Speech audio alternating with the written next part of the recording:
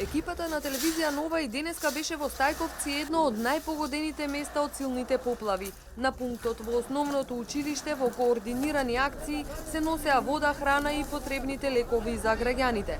Премиерот Димитриев и министрите Спасов и Миновски ја посетија речиси секоја куќа и разговараа со жителите за она што им е најпотребно, како и за планот за санирање на последиците. Тие ги информираа граѓаните дека екипите за проценка на штетите се на терен, а по извршената проценка средствата ќе им бидат префрлени на семејствата.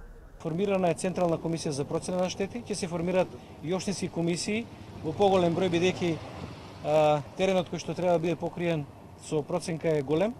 Значи, согласно проценките на тие општински комисии, преку Централната комисија, во корелација со Министерството за финансии, владата ќе ги надокнади штетите.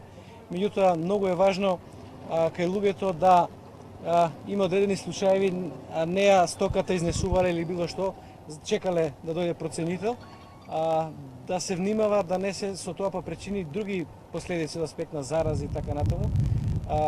Проценката ќе започнува веднаш, значи уште денешниот ден, и како ќе завршува проценката, владата ќе ги исплати средствата. Да.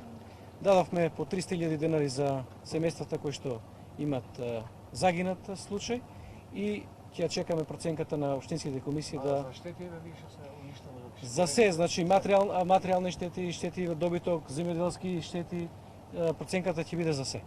Надлежните информираа дека се прават максимални напори за да се санираат штетите од невремето. Денеска имаше поголем број на војници, припадници на МВР, но и представници на комуналните предпријатија, зголемена механизација и поголем број на пумпи кои ќе извлекуваат водата од домовите. Кажем, тамо се не е поплавено, свари све, што да викаш? Тешко ми многу, кажеш. Помош ако има нешто да држава. Значи, ангажирано е и војска, и полиција, дирекција, волонтери, доста градежна механизација. Најбитно е што одредивме координатори од владата, тоа се министри, по населени места. Бидејќи повеќе институции се ангажирани на теренот, меѓутоа треба некој да ги координира меѓусебно.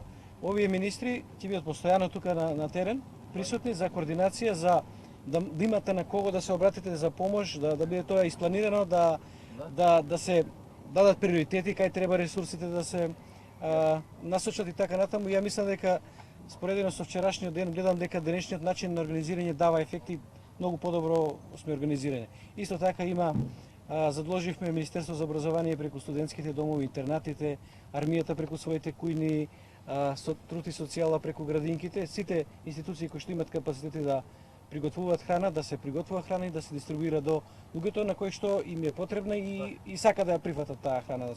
Димитриев и Спасов најавија дека сите жители од загрозените и поплавените подрачја ќе имаат слободни 5 работни дена за да се фокусираат кон расчистување на домовите, а тоа е препорака и за приватните компании.